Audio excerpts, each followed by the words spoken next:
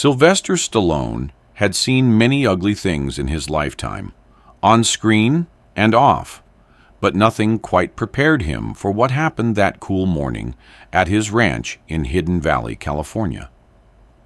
The sun had barely crested the hills when two men, dressed in tight tactical polos and cheap mirrored sunglasses, rolled up the long gravel driveway in a black SUV dusted from the road. Sylvester, standing on his wide-shaded porch, held a chipped Rocky Balboa mug in one hand, lukewarm coffee sloshing quietly inside as he watched. He wasn't expecting trouble. Maybe a nosy neighbor, maybe a coyote sniffing around the chicken coop. Instead, he got two HOA enforcers who looked like they'd rather be busting down doors than checking property lines. Jennifer Stallone, tending to her roses just inside the front gate, straightened when she heard the crunch of tires. She dusted her hands on her jeans and met them at the property line. Her face calm but firm, the same expression she had once used to negotiate 3 daughters into adulthood. The shorter man, clipboard in hand, didn't waste time. "Ma'am," he barked, "you're in violation of Section 14C, unauthorized perimeter adjustment. Your garden fence is 3 inches beyond standard limits." Jennifer blinked slowly, not in confusion, but in disbelief. "You're here over a rose fence?" she asked. Her voice was steady, unamused. The short man tapped his badge, a laminated slip that looked no more official than something pulled from a cereal box. "We are authorized to enforce compliance." His partner, taller and thicker through the chest, stood silently beside him, arms flexed, fists clenching and releasing like a man itching for something more physical. Jennifer, hands on hips, straw hat shielding her from the rising sun, replied without raising her voice, "You have no right to step onto our land without a court order." Stallone watched from the porch, feeling the first small crack of unease work its way into his gut. He sipped his coffee, waiting to see how this would play out, his instincts telling him that something was about to go badly wrong. The tall enforcer shifted forward, boots grinding the gravel. His voice was low and warning. "Last chance, ma'am." Jennifer didn't move, didn't blink, didn't back down. "I'm not resisting," she said, cool as a creek in December. "I'm disagreeing." Without another word, the tall man swung. His fist connected with Jennifer's cheekbone with a sickening crack that Stallone could hear even from the porch. The force of it spun her halfway around before she collapsed into the gravel, her straw hat tumbling off, her blouse smearing with dust. For a second, time seemed to stop. Stallone's mug slipped from his hand and shattered against the wooden boards. He moved without thinking, feet slamming onto the steps, pounding toward her, but it was already too late to catch her fall. Jennifer pushed herself up slowly, one hand pressed against her bruised face, blood pooling at the corner of her mouth. The tall enforcer straightened, adjusting his belt with casual indifference. "She got physical," he announced, as if that explained everything. I responded appropriately. Stallone stood over his wife's crumpled form, every muscle in his body rigid. His hands curled into fists so tight that the veins stood out across his knuckles, but he didn't lunge. He didn't shout. He stood frozen, caught between 1,000 memories of 1,000 fights, both staged and real. His mind, usually so quick, so sharp, felt sluggish and weighted. Jennifer turned her face toward him, her eyes shining with unshed tears and something sharper, betrayal. "You saw that?" she asked, voice breaking at the edges. Stallone nodded, but the movement felt hollow. "So why the hell didn't you stop it?" she whispered, each word a hammer blow to his gut. He didn't have an answer, not one that would make a difference. He should have moved faster. He should have been the shield between her and the world, the way he had been so many times before. Instead, he had frozen, just like the boy he once was, helpless in a kitchen filled with shouting and the sharp, metallic tang of fear. The two men turned without another word, walking back to their SUV with the same casual arrogance of someone tossing trash into a can. Stallone wanted to scream, to drag them back and make them understand what they had done, but he stayed where he was, jaw clenched so tight he could feel the grind of his molars. A cloud of dust rose as their vehicle sped away down the drive. Jennifer staggered to her feet, arms crossed tightly around herself, head low, her body stiff with pain and humiliation. She didn't look at him. She didn't need to. The distance between them was wider than the whole damn valley. Later that morning, just as Stallone was trying to find the words to say to her, any words, a second vehicle pulled up. This one, a gleaming white SUV, bearing the HOA logo on the side like a brand. Out stepped a woman who looked like she had been airbrushed into existence, every hair perfectly lacquered into place, wearing designer sunglasses so large they seemed almost absurd. Her name was Karen Whitmore, president of the Hidden Valley Homeowners Association, self-proclaimed queen of community order. She took in the scene, the broken coffee mug on the porch, the faint smear of blood on Jennifer's lip, with a gaze that didn't so much judge as dismiss. "I assume," she said crisply, tapping away at her phone, "you will want to file a formal complaint. The board's email address is listed in the newsletter. Check your spam folder if you don't see it." Without waiting for a response, she added, "Had you addressed the prior fence violation, this unpleasantness could have been avoided." Before Stallone could reply, before he could find the words he wanted, words that would have tasted of fire and iron, another voice cut across the property. Walt Henderson, Stallone's nearest neighbor and part-time chaos agent, leaned against his porch across the dirt road. Shirtless, binoculars hanging around his neck, bowl of cereal in one hand, he hollered, "Hey, Sly, you need backup? I got a paintball gun loaded with frozen rounds." Karen shot Walt a look that could have frozen lava, then clicked back into her SUV and sped away, her tires spitting gravel. Jennifer walked stiffly back toward the house, not looking at anyone, arms wrapped tight around her bruised ribs, like she was trying to hold herself together. Stallone took a step after her, hand half raised in apology or comfort, or maybe just guilt.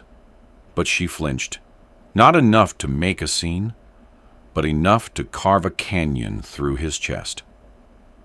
That night, Stallone sat alone on the porch, a bottle of bourbon by his boot and a hunting knife laid across his lap. The stars overhead blurred into white smudges as he stared at the empty gravel where Jennifer had fallen. He didn't touch the drink. He didn't touch the knife. He just sat, clenching his fists until the bones ached, listening to the night breathe around him, asking himself over and over, what kind of man watches the woman he loves get hurt and does nothing? Down the road, Walt's house flickered with the glow of television static.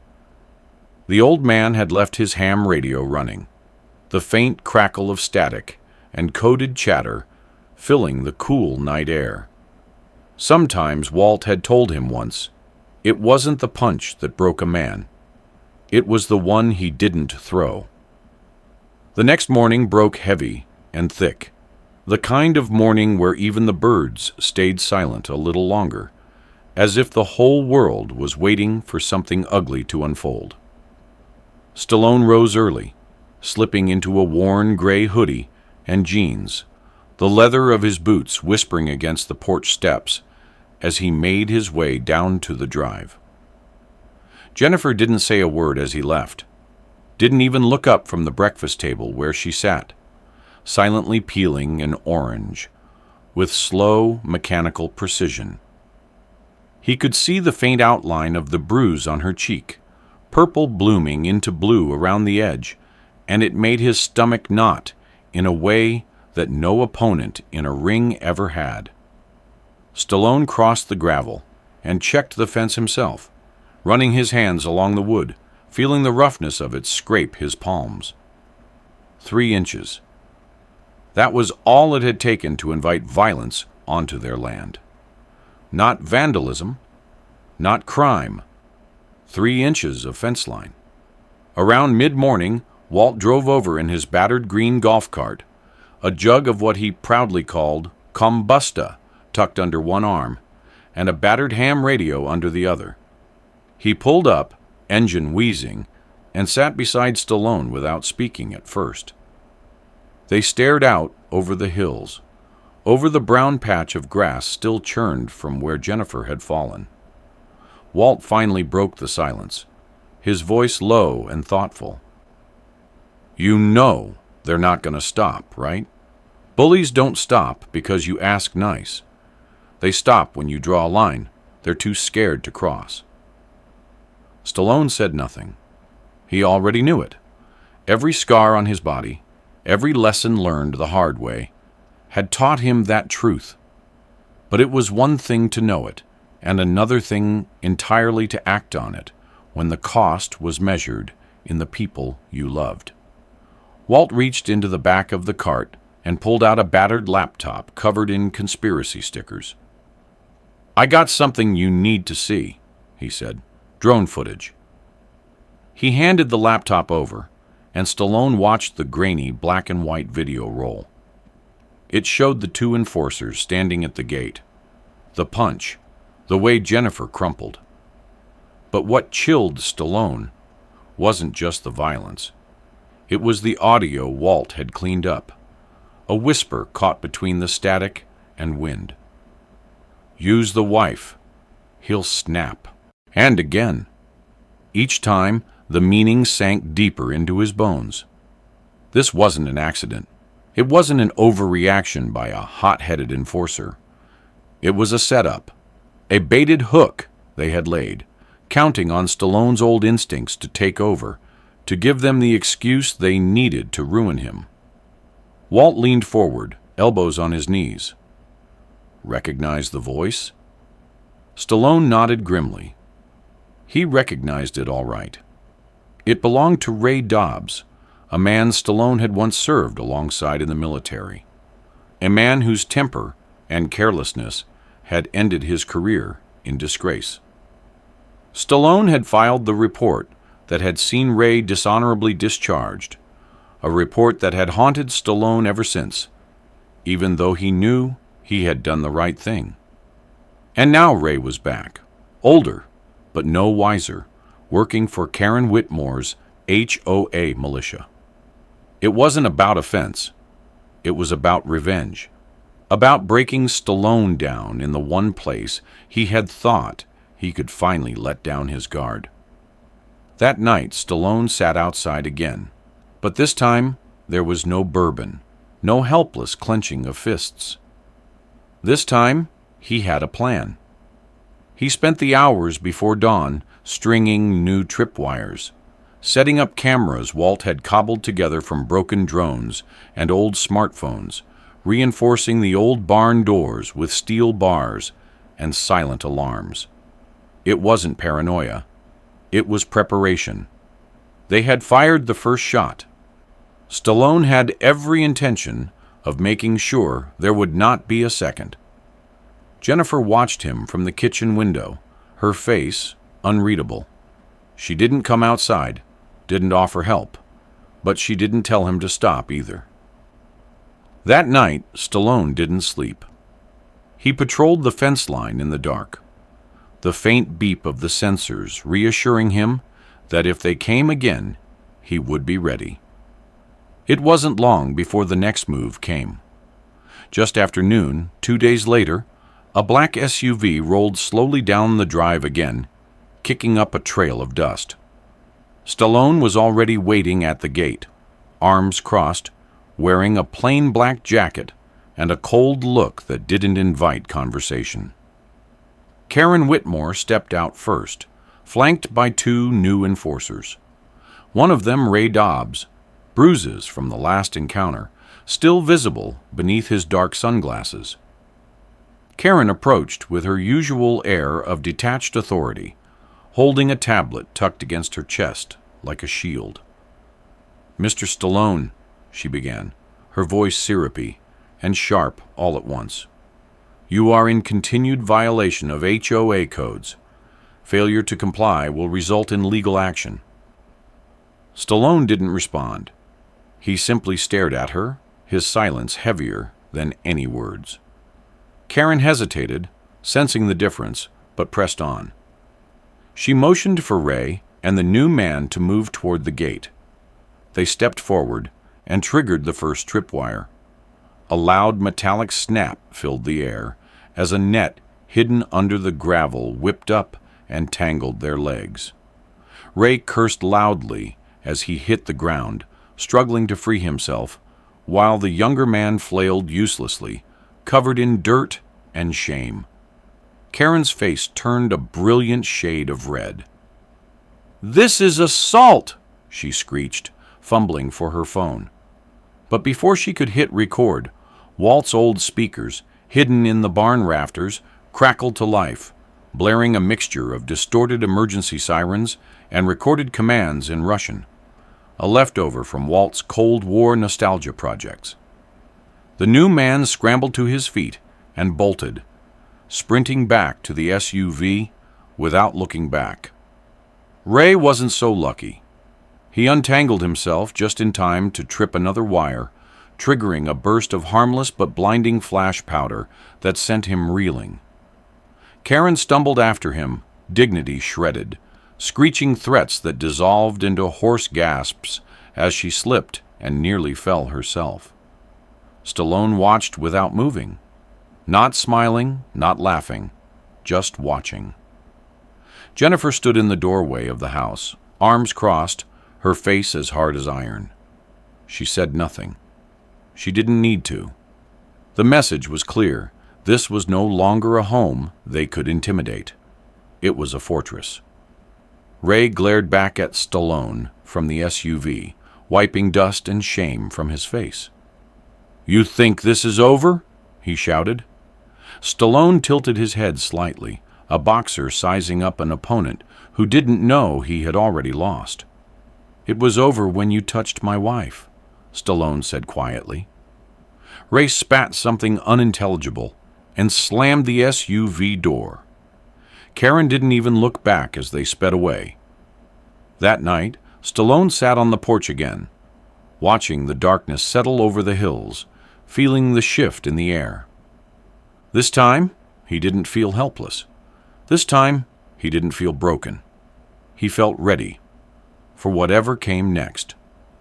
The days that followed carried a strange stillness, as if the entire valley was holding its breath. Stallone kept moving, reinforcing the fence, repairing the tripwires, checking the cameras every few hours. Jennifer remained distant, barely speaking at meals, moving around the house like a shadow of herself. The bruise on her cheek slowly fading, but the hurt in her eyes lingering like a scar that wouldn't heal.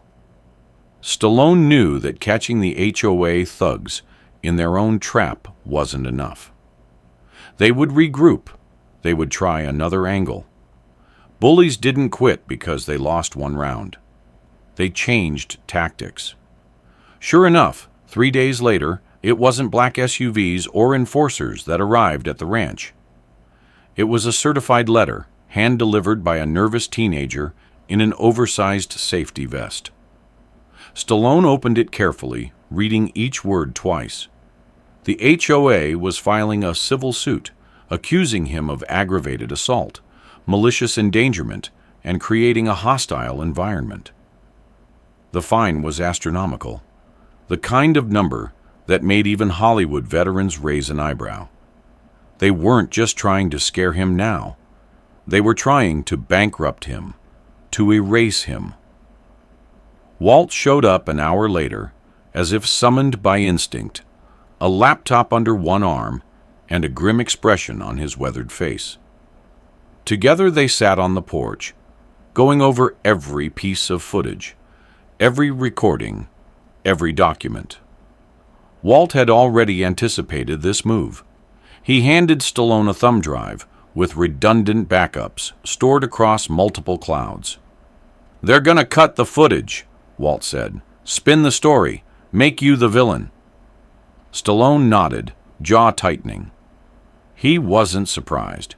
He had seen it happen before, in the press, in courtrooms, in the court of public opinion. Truth didn't matter if the narrative was loud enough. That night, they formulated a new plan, one that didn't involve traps or tripwires, but something stronger, the truth, packaged and protected in a way that no amount of spin could dismantle. Jennifer watched him quietly as he worked, a flicker of something unreadable in her eyes. He wanted to go to her, to explain, to promise that he wasn't becoming someone else.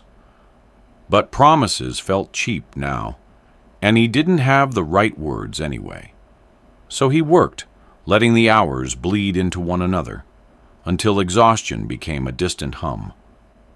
2 mornings later, Stallone walked into the county courthouse flanked by Walt and Mia Ramirez, Jennifer's cousin, a civil rights attorney with a reputation for dismantling crooked HOAs and corrupt neighborhood boards like a buzzsaw through drywall. Mia didn't wear a suit. She wore jeans, boots, and a leather jacket. And when she walked into the room, even the clerk looked twice. Karen Whitmore was already there, perched stiffly beside her trio of expensive lawyers, her perfect hair sprayed into a helmet against reality. Ray Dobbs sat slouched at the end of the table, a bandage still taped over one temple, smirking like a man who thought he had already won. The judge, an old Vietnam veteran named Judge Holloway, listened patiently as Karen's lawyers presented their heavily edited footage. The flash of the net, the distorted sirens, Stallone stepping forward like a vengeful titan. But Mia simply waited, calm and unbothered, until it was her turn. Then she stood, plugged the thumb drive into the court's monitor, and played the unedited footage. The trespassing, the punch, Jennifer hitting the ground, the whispered command to use the wife. The courtroom went so still that Stallone could hear the clock ticking on the far wall. When the video ended, Mia didn't say much. She just looked at the judge and said, "No further commentary needed, Your Honor." Judge Holloway sat back in his chair, sighed heavily, and shook his head. "This case," he said, "should have never made it to my courtroom." He turned to Karen's table.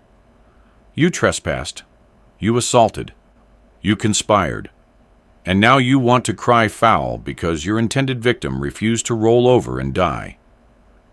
He didn't even ask for further arguments.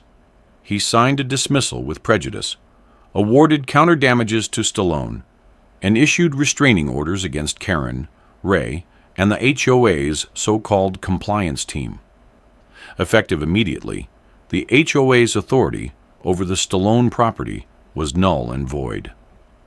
Outside the courthouse, Karen didn't meet Stallone's gaze. She climbed into a rented SUV and sped away without speaking. Ray Dobbs lingered for a moment longer, catching Stallone's eye, but there was no triumph left in him, only the hollow shell of a man who had bet everything and lost. Over the next week, the ripples spread. Karen resigned from her post under the threat of broader investigation. Ray disappeared entirely. rumored to have moved out of state.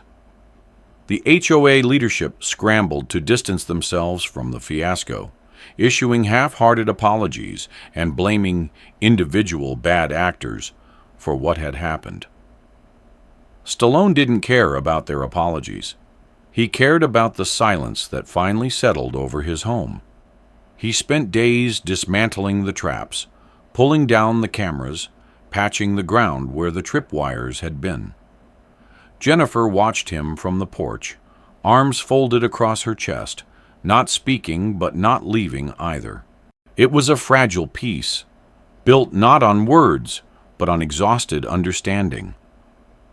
One evening, Stallone found her sitting in the kitchen, her hands resting loosely around a cup of tea.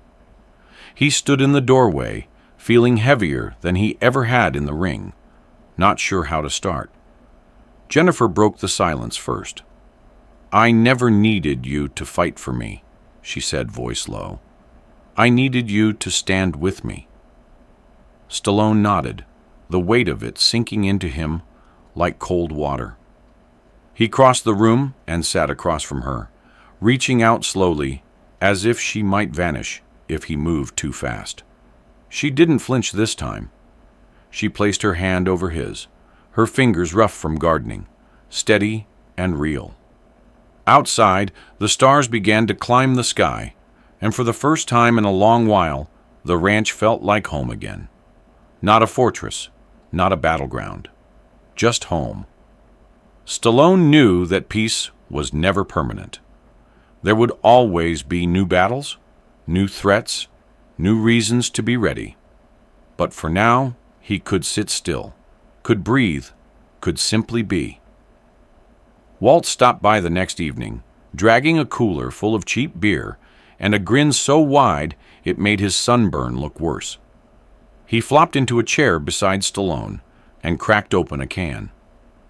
"You know," he said, raising it in a lazy salute, "most guys your age are worrying about lawn care, not laying siege to neighborhood associations." Stallone chuckled, a deep, rusty sound he hadn't heard from himself in weeks. "Gotta keep life interesting," he said. They sat there as the sky darkened, not needing words, the land around them slowly exhaling after a long, bruising fight. Jennifer joined them after a while, pulling a blanket around her shoulders, sitting close enough to touch, but leaving just enough space for old hurts to heal. When the first coyotes began to howl in the distant hills, Stallone looked out over the fences, the fields, the mountains beyond, and felt something settle inside him, something hard-earned and precious. The HOA had tried to break him, tried to make him the villain of his own story. But they had underestimated the simple, stubborn truth he had carried with him from the streets of Philadelphia to the battlefields of Hollywood and beyond. He didn't quit. He didn't scare easy. And when pushed too far, he didn't just fight back. He built something stronger, something no fine, no lawyer, no crooked neighbor could ever take away again. Sylvester Stallone sat back in his chair, listening to the night, watching the stars. He wasn't just a fighter. He was a man who drew the line, and this time no one would ever cross it again.